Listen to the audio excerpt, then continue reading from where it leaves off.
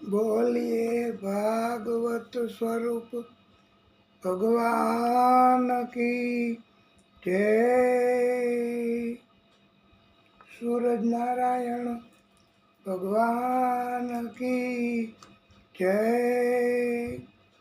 ओम नमः पार्वती पतये हर हर મહાદેવ હર। આપણે આજે આ નિત્ય ભાગવત અંતર્ગત માત્ર કથા એ અધૂરી પૂરી કરવાની છે, ગઈકાલે મૂકી હતી એ જ, બાકી આગળ નહીં થઈ શકે. એનું કારણ છે કે વાતાવરણ એટલું બધું ખરાબ અને એટલો બધા કે બેસી નહીં શકાય, અને આ દેવાવાળી કરે વરસાદ તોય કાંઈ નક્કી નહીં કહી શકાય. માટે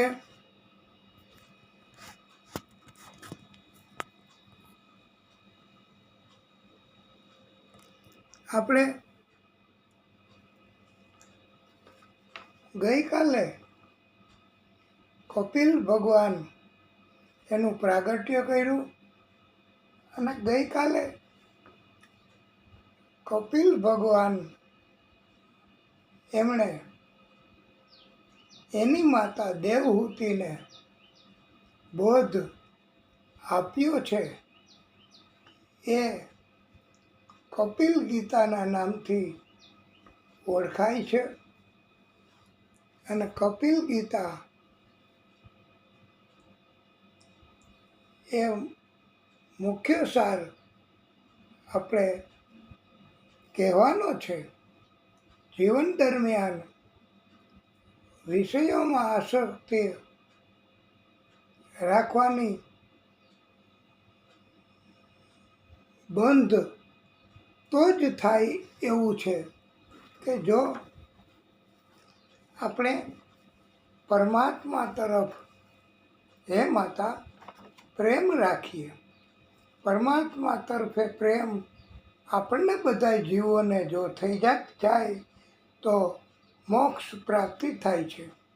આધ્યાત્મ યોગથી મનુષ્યના દુઃખ તથા સુખનું નિવારણ થઈ જાય છે.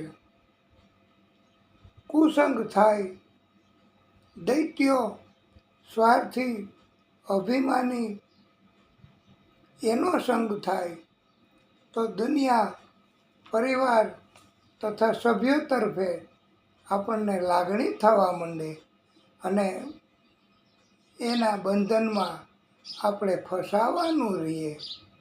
પછી કદાચ એ બંધનના કારણથી મૃત્યુ પછી પણ એ લેનદેન પૂરા કરવા માટે બીજો જન્મ પણ લેવો પડે. એટલે એમ કહેવામાં આવ્યું છે કે ભગવાન તરફ પ્રેમ રાખવો, એ સિવાય દુનિયા તરફ, પરિવાર તરફ, સભ્યો તરફ પ્રેમ જરાય જો રખાય નહીં, લાગણી રખાય નહીં, નહીતર અંત સમયે પણ મૃત્યુ બગડે છે, અને આપણે ફસાવાનું કર્મના બંધનમાં થઈ જાય છે. આ એક મુદ્દો પરમાત્માના જ ભયથી, પરમાત્માના હુકમથી, પરમાત્માના સંકલ્પ અને પરમાત્માની ઈચ્છા એનાથી જ આ બધું દુનિયા, પૃથ્વી, જગત એનું સંચાલન થાય છે. અને પરમાત્માનો ભય એ વાયુ એને પણ લાગે છે, અને એટલે તો વંટોળિયા થાય, તોફાન જાગે, દરિયામાં તોફાન થાય, દરિયામાં પાણી એ પણ કેમેય શાંત ન થાય. સૂર્ય આટલું બધું તપે શા કારણથી? ઇન્દ્ર વૃષ્ટિ કરે છે આટલી બધી શા કારણથી? હે માતા, અગ્નિ પ્રજ્વલિત થાય છે કયા કારણથી? મૃત્યુ પણ બધાને આવે છે અને મૃત્યુ ગતિશીલ થાય છે.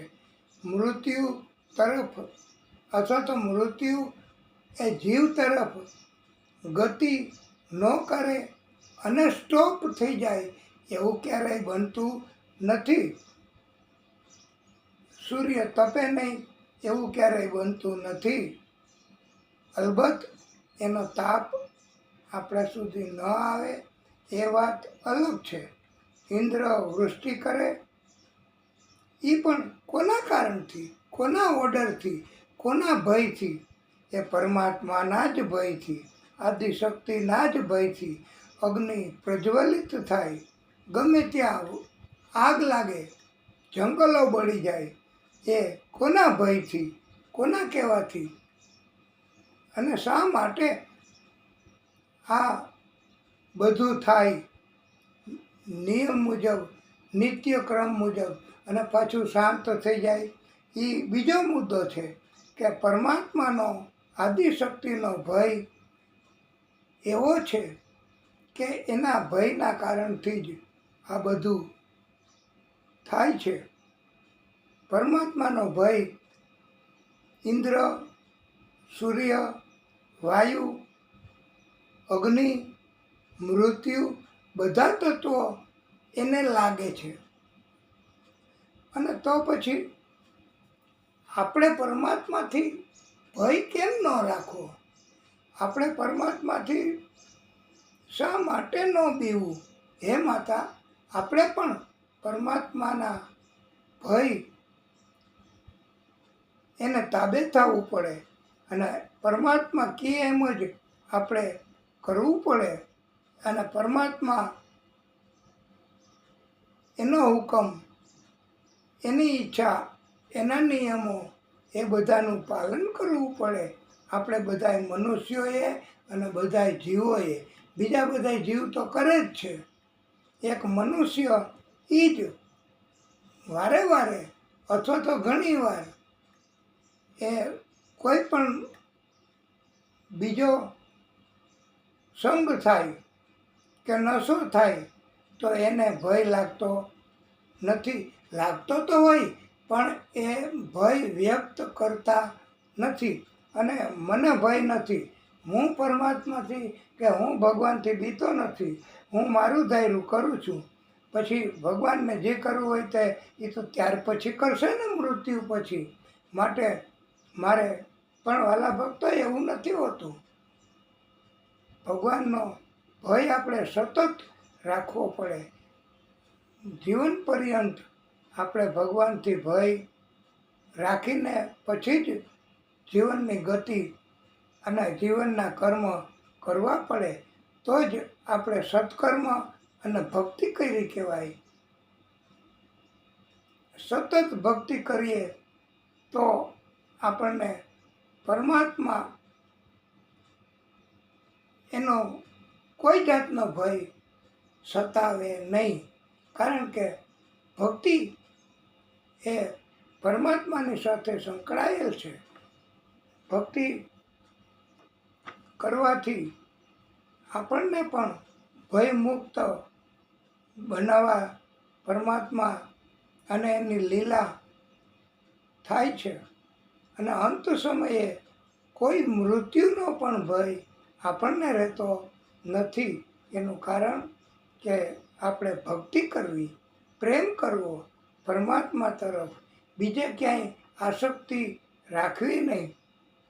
નહીતર તમામ પ્રકારના ભય આપણને સતાવશે. અને મોક્ષ પ્રાપ્તિ એ જો આપણે ભક્તિ કરીશું તો જ થાય છે. નહીતર બીજા જન્મ લેવા પડે છે. એક પછી બીજો, બીજા પછી ત્રીજો, આમ એમ કહેવાય છે કે 84 લાખ જન્મો થાય છે. અને અંતે પરમાત્મા મોક્ષ આપણને આપે છે. એનું કારણ માત્ર ને માત્ર જો આપણે ભક્તિ કરીએ તો. હે માતા, ક્યારેય કોઈ જાતના નશા કે કોઈ જાતના કળિયુગનો જેમાં પ્રવેશ છે એ ઉલટા સ્ત્રી સંગ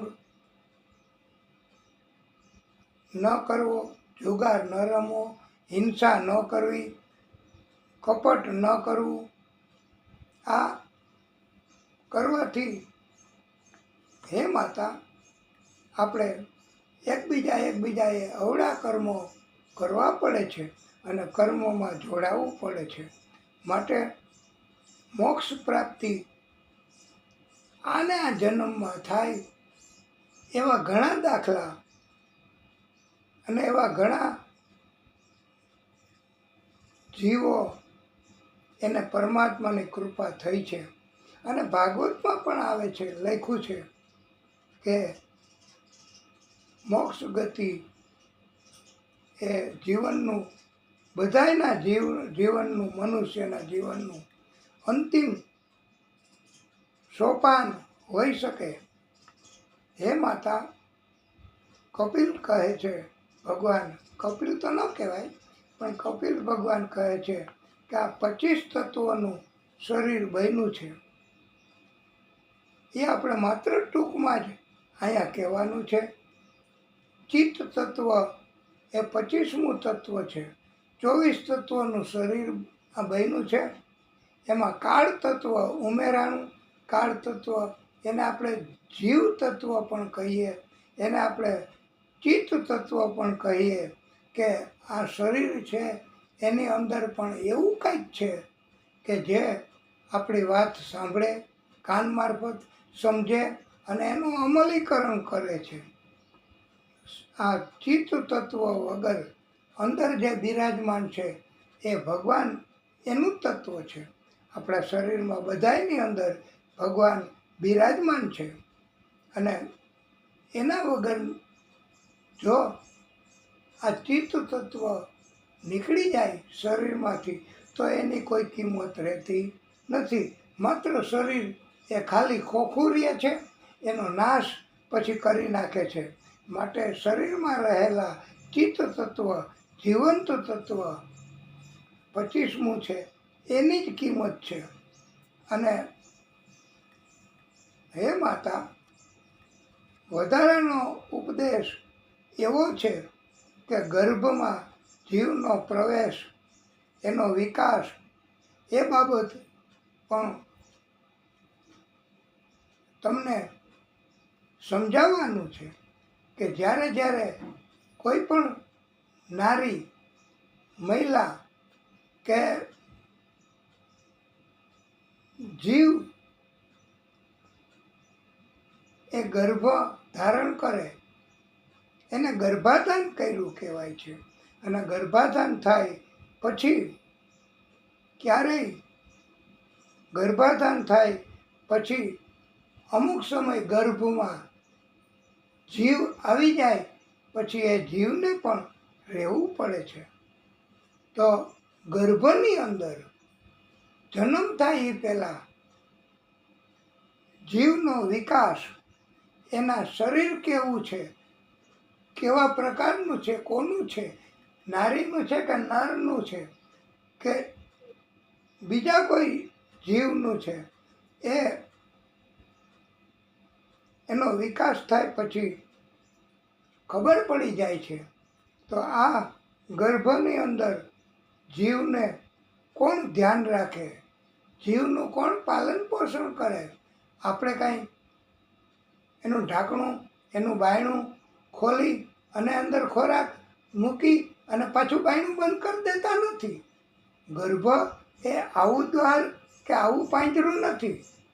એ તો આપણે કોઈ નાનકડું કૂતરાનું કે સિંહનું બચ્ચું લઈ આવ્યા હોય અને એને આપણે મૂક્યું હોય પાંજરામાં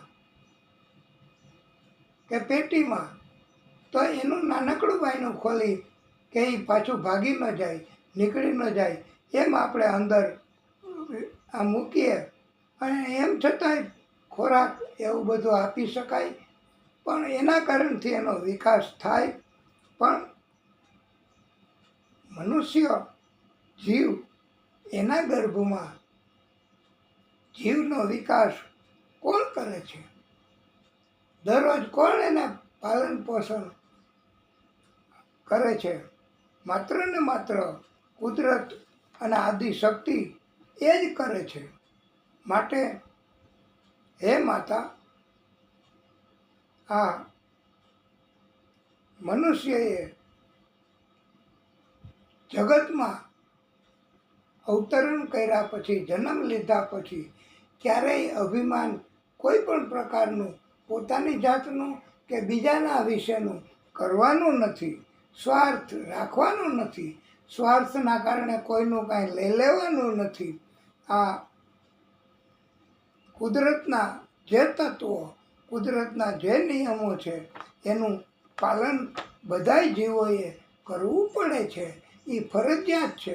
ન કરે તો પછી એ જીવને કુદરતનો દંડ, કુદરતની સજા ભોગવવી પડે છે.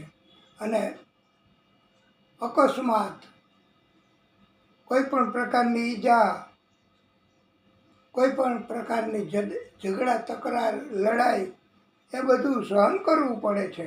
અને એવા કર્મમાં ફસાઈ જવું પડે છે. કપિલ ભગવાને માતા દેવહૂતિને આ બહુ જ ગહન અને પરમાત્મા તત્વનું જ્ઞાન આપ્યું છે. અને અંતે આ કપિલ એ પણ આદિશક્તિ પરમાત્મા એનું જ પ્રાગટ્ય હતું. અને પછી એનો જન્મ હતો માતા દેવહૂતિ મારફતે, એટલે પછી એને પરમાત્માની અંદર સમાઈ જવું પડ્યું છે. અંતે એને પણ પરમાત્મા એની કૃપા ભક્તિ કરીને મેળવી અને પરમાત્માએ એને મોક્ષ ગતિ પ્રાપ્ત કરી છે. માતા દેવહૂતિ એ અંત સમયે નદીના રૂપમાં ફેરવાઈ ગયા છે. અને પછી એમણે પોતાનો દેહ છોડ્યો છે. દેહ ધારણ કરે એણે દેહનો નાશ કરવો, નાશ થાય જ છે. આપણે પણ આ ચિત્ત તત્વ અંદરથી વયું જાય ત્યારે આ શરીર એને નાશ કરવો પડે છે. આ કપિલ ગીતા એમાં લખ્યું છે. કપિલ ગીતા વિશે તો આપણે અનેક દિવસો સુધી ગહન અભ્યાસ કરીને પણ કથા કરી શકીએ છીએ. અને હવે આપણે આજનો આ જોતા એમ લાગે છે કે આજે તો હવે નહીં થઈ શકે. અને જે સાંભળવા માટે ખાસ આપણે રોક્યા એ પણ જતા રહ્યા. અને હવે આજે આપણે કથાને બહુ ટૂંકમાં અને માત્ર મુહૂર્ત સાચવી લેવાના હેતુથી અને માત્ર ભક્તિ કરવાના હેતુથી આપણે આ કથા એ અહીંયા વિરામ આપીશું. પછી આગળની કથા એ કરીશું. અને અમુક પ્રકારની વાત, અમુક પ્રકારના તત્વો એ પૃથ્વી ઉપર પણ એવા પ્રકારનું શાસન કરતા હોય છે. આપણે પણ એમને તાબે થવું પડે છે. અને આપણે રાજકીય રીતે અથવા અમુક સત્તા અથવા અમુક કારણોથી આપણે પણ એવું બને છે કે જેવી રીતે આ જગતમાં જન્મ લીધો પછી આપણે બધું માનવું પડે છે. આપણું ઘણીવાર કાંઈ આવતું નથી અને આજે આ એટલા માટે જ કે આપણને એવી રીતની જ આ શરૂ કરી ત્યારે જ એમ થયું હતું કે મંગલાચરણ ન જ કરવું અથવા બોલીએ ભાગવત સ્વરૂપ ભગવાન કી જય આવી રીતે કથા કરી શકાય. અને પછી કથામાં જેટલો પાર્ટ બાકી હતો એ કરી અને કથા પૂરી કરી શકાય. એનું નામ જ નિત્ય ભાગવત. અને ઘણીવાર કથા નહીં કરવી પડે એવું બને તો આપણે આ કથાને અહીંયા વિરામ આપીશું. બોલીએ ભાગવત સ્વરૂપ ભગવાન કી જય. ઓમ નમઃ પાર્વતી પતયે હર હર મહાદેવ. હર કથાને વિરામ.